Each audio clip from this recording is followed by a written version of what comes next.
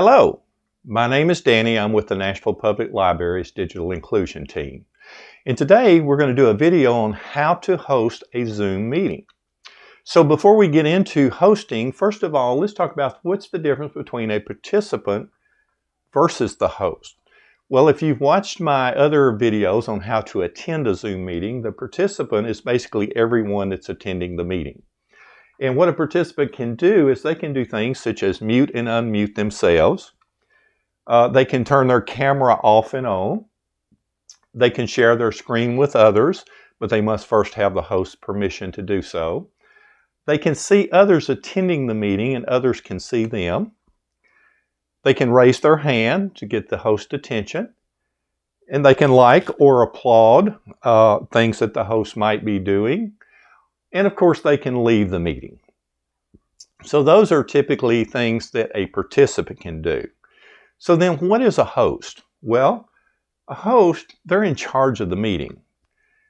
Some of the duties they do before the meeting ever starts is, first of all, they create the meeting. What's the meeting going to be about? What are they going to show? Is it going to be something business related? Maybe it's a family meeting and they want to show photos or how to build something and put something together. Lots of things they can do, but they create that and then they schedule the meeting. Once they've scheduled the meeting, they need to determine who will attend the meeting, who are they going to invite, and of course then they send out the invites. Then during the meeting, they're the ones that manage the meeting and typically does the presentation, such as I'm doing now, presenting this to you in this video. Additionally, the host can welcome everyone when the meeting starts. They have the ability to accept or deny participants before they enter or as the participant is in the waiting room. And we'll talk a little more about the waiting room later, but the waiting room is where when you first log on, you're kind of in a holding room waiting for the host to allow you to enter. They can mute or unmute everyone on the call, which is a nice feature because sometimes people may be attending a meeting and they don't realize that they are not muted and there's a dog barking in the background or the TV's on, and that comes through the microphone and everyone's hearing that and it's distracting. So by muting everyone, then it makes it much clearer for the host and easier for everyone to understand. The host can share their screen with the participants. They can give one or more participants the ability to share their screens. They can remove a participant from a meeting. And of course, at the end of the meeting, they can either leave the meeting or end the meeting. Typically, the host would end the meeting for everyone that is on the meeting because the meeting would typically be over. But assuming that the host needed to leave early, they could assign duties to a co-host and then they could leave the meeting and the co-host could take over from there and then they would end the meeting when it's over. So why would you host a meeting? Well, here are just a few reasons. It's a great way to connect with others, especially during this safer at home period of time we're going through. It's a great way to still connect. You can show something to others using the video camera. It's a great way to teach others, just like I am teaching you as you're watching this video on how to use a Zoom meeting. It's a great way to demonstrate or perform a task, such as if you wanted to show someone how to put something together or take something apart, they can actually see you doing it during the meeting. More and more people are connecting this way. Zoom has become a very popular way to connect during this time. It is free. It is fun. So where do you begin? Well, you plan your meeting. What's your topic? Who will attend? When will the meeting take place? How long will the meeting last? Then you invite your participants. You create the meeting in Zoom. You send out invites, and you can send them out either email, text, or phone. Typically, invites are sent out via email. It's the most preferred way. It is the easiest way. But it is possible to copy and paste stuff into a text message to send out an invite, or it is even possible to just give someone the information over the phone and let them write it down. It's a lot more work for that person to log on, but it can be done. typically you're going to send an invite via email. So we start by first downloading the Zoom app, and we go to our app store. In this example, we are using the Kindle Fire tablet. This would be the same steps if you was using an iPad or iPhone or an Android tablet or Android phone. You would just go to the Play Store or the App Store, whichever store that particular device uses. But here on the Kindle Fire, we go to the App Store. The App Store comes up. The easiest way to get to Zoom is to search for it. So we tap on the search bar. The keyboard obviously comes up. Then we tap in the word Zoom. Now, once we have finished typing, don't forget that you need to tap the search key over there, because the tablet does not know when you're finished typing. So it might think you're typing Zoom and something else. So type ZOOM and then tap the search key. It will go out and search for apps with the name Zoom in them or related to Zoom. So at this point, you pick the app that you are looking for. In this case, it says Zoom Cloud Meetings. So that's the app that we want to tap on, and we can tap on that app. The app opens up. The word Get. The word Get means it's a free app. If it was an app that costs money, there would be a dollar amount there, but it is a free app, so tap Get. It's going to download, install, and then it's going to end up with the word Open right there. And you can actually open the app directly from the App Store, or it's going to install the app on your device. And you don't want to have to go to the Play Store every time you launch Zoom. So you can open it from here, but we're going to go back to the home screen, and we're going to see that it put the app right there on our home screen. There's the Zoom app. So we're going to tap the app right from the home screen. The app will open up to a screen similar to this. Now, the very first time, there's not much on it. You're going to notice this screen will change the next time you open it, and from then on and then on. And I'm going to show you an example in just a moment.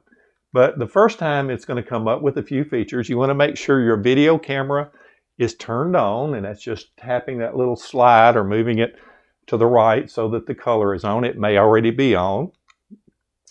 Your personal ID, I typically recommend just accepting default and leaving that off. It will give you the option to select that, but we're going to tap Start a Meeting.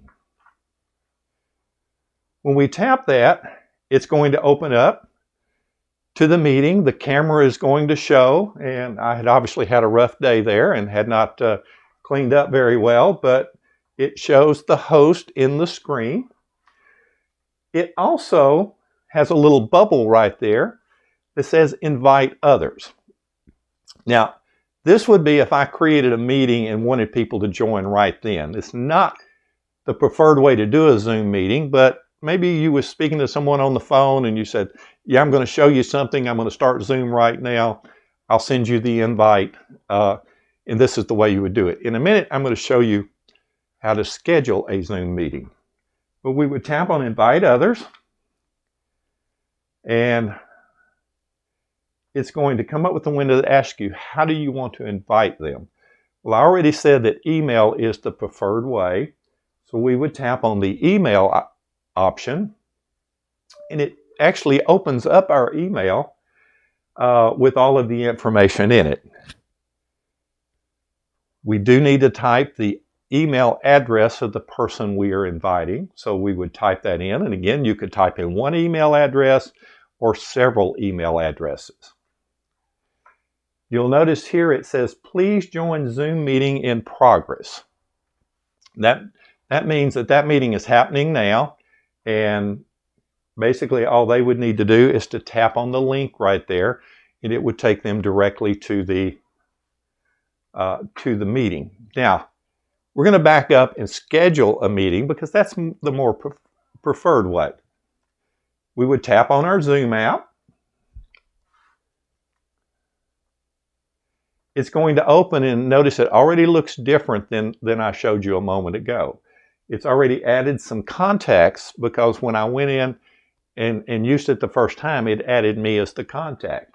And it will keep adding contacts. You can add as many as you want. This list will grow right on down through there. But starting up here at the top, new meeting. So if I was creating that new meeting, that's what I would tap. If I was joined in a meeting in progress already, perhaps someone called me and said, hey, I want you to jump on this meeting real quick. I could actually go there. I would have to type in the information. So that's where maybe they text it or give it to me over the phone. Again, not the preferred way. Schedule is what we're going to do in just a moment. That's where I'm going to schedule out for a meeting for a later date and time. And of course, the last one over here is share screen. So if I'm on a meeting and they want me to share my screen, I can tap there and share my screen. We'll look at that a little bit later on as well. And of course, here are our contacts that, like I said earlier, will keep growing. And across the bottom are some additional menu options. I recommend that you look at those and explore them. You're not going to hurt anything with those things. You can actually go in and add in contacts ahead of time, change settings, etc. Just another way to get the things that we're going to look at right here. But for right now, we're going to tap Schedule a Meeting. It will open up a window. It will have some things in it. And the first one is the name of your meeting. So you would need to type, what's this meeting about? You know, in this case, how to host a Zoom meeting. And I would type that in as the name of my meeting. Then I would pick a date and a time that it starts and a time that it ends, the from and to. If it's in multiple time zones, I might want to change the time zone, but typically I would leave that alone. As well as some of these other meeting passwords, host video on, etc. Those would typically just accept the defaults, but feel free to explore those. There is one right here, Advanced Options. I just wanted to show you, if you tap that, it will expand. It says Enable Waiting Room. Now, I believe that Zoom has went ahead and automatically enabled the waiting room since I created this, because the waiting room is a way to keep people out that you did not invite. Meaning, when your meeting starts, before someone can actually come into the meeting and might disrupt it or be there for the wrong reasons, you have the ability to admit them, to give them access, or to deny them, and then they can't get into the meeting and do any disruption. So if not, you want to make sure that's turned on. That's what enables it. And you can explore the join, allow to join before host, or automatically record the meeting. Those three options. You do want to add it to your calendar so that you remember when it is. And then once you have done that, you tap Done in the corner. And when you tap Done, it will take you to your email. It's taken that information and created the body of this email. You'll notice here in the subject line, earlier it said Join Meeting in Progress. Now it says Zoom Meeting Invitation. And here's that name that I talked about putting in, how to host a Zoom meeting. So it lets them know what the meeting's about. Here in the body is the date and time of the meeting and the link that the participants would tap on when the time comes. And all it's left to do is to enter in the email addresses of the people you intend to invite. So again, you can invite one person, or you can invite multiple people. Just keep typing the email addresses and it will accept those. I believe you can invite up to 99 people at this time using a Zoom meeting. And then once you're done, the information, tap Send, and that sends out the invite to all of those folks. They will get a meeting invitation. It may have a little more information, some phone numbers, etc. But typically it will look like this. There's the name of the meeting, Zoom meeting invitation, how to host a Zoom meeting. Danny is inviting you to a scheduled Zoom meeting. There's the date and the time. There is the link to join, and there will be the ability for them to add it to their calendar as well, so that they're ready to join when the time comes. When that date does get here, you're now ready to start your meeting, and I do recommend you log in a few minutes early. So we're going to tap on our Zoom meeting.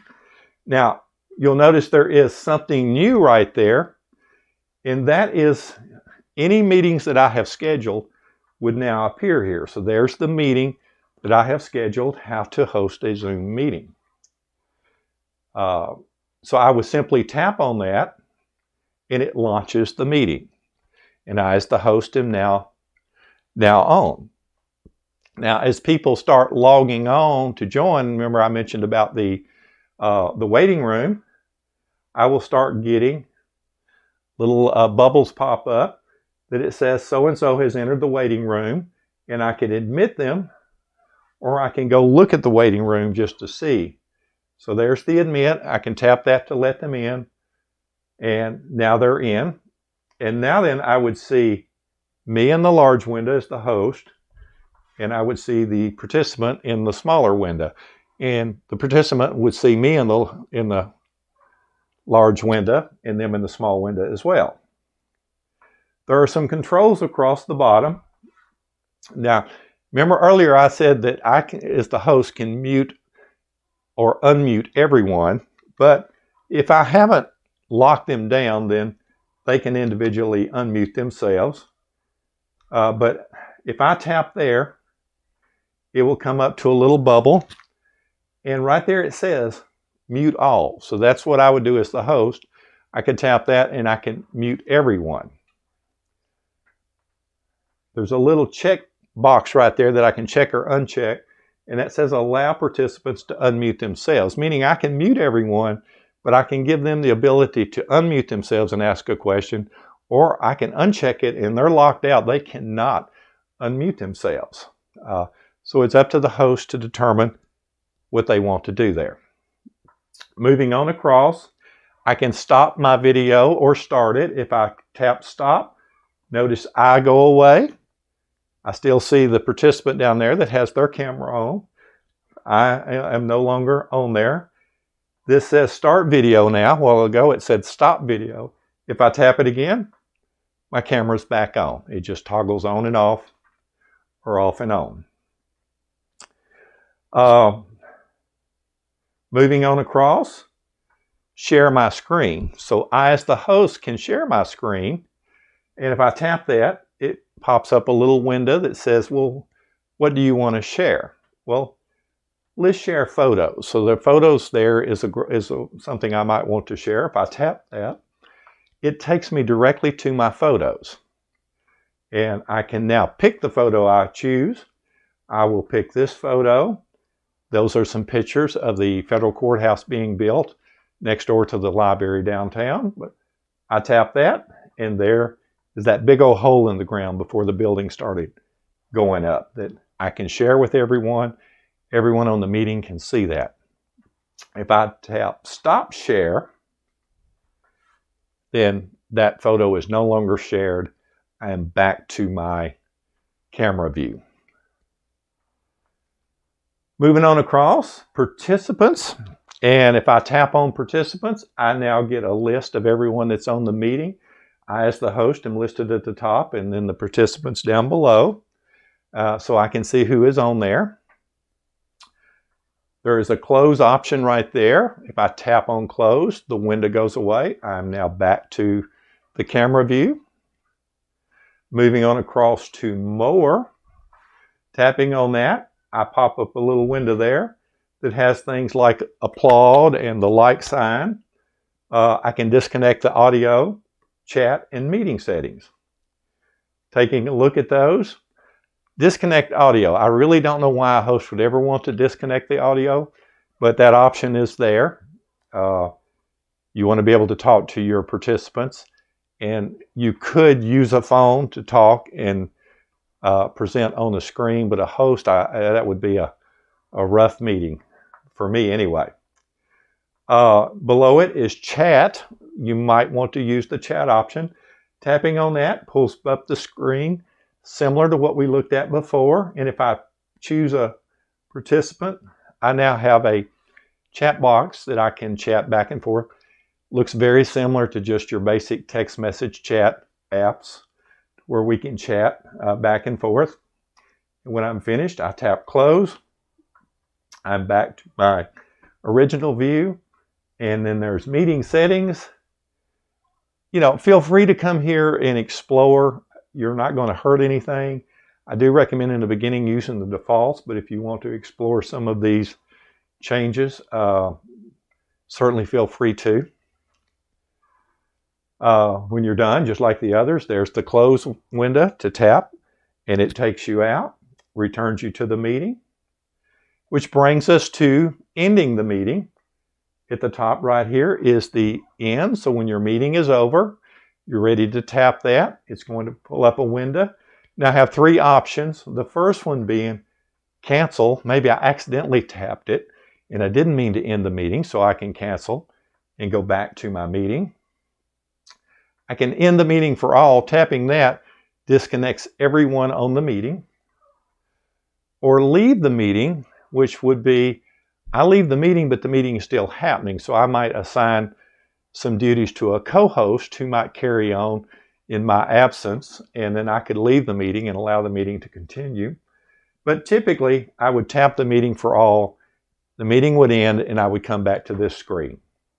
Screen looks very similar to where we started, except that scheduled meeting is no longer there because we've now had the meeting, and therefore the meeting is gone. So just kind of recapping things that we have covered. We talked about the functions of the host, downloading the Zoom app, creating and scheduling a meeting, launching the meeting as the host, managing the meeting, managing the waiting room, muting and unmuting, sharing your screen, chatting with participants, and ending the meeting. So that pretty much covers the basic duties of the host. If you have questions or input, we would love to hear from you. You can reach us through email at librarydigitalinclusion@nashville.gov. That is library, L-I-B-R-A-R-Y, digital, D-I-G-I-T-A-L, inclusion, I-N-C-L-U-S-I-O-N, at the @ symbol, Nashville.gov. You'll notice capital letters, no capitals. It doesn't matter. Email addresses are not case sensitive, so any way you type it, as long as you type it exactly like that with no spaces. You guys are now ready to host a Zoom meeting. I hope you enjoy it and have lots of fun. It's a great way to connect, and thank you very much.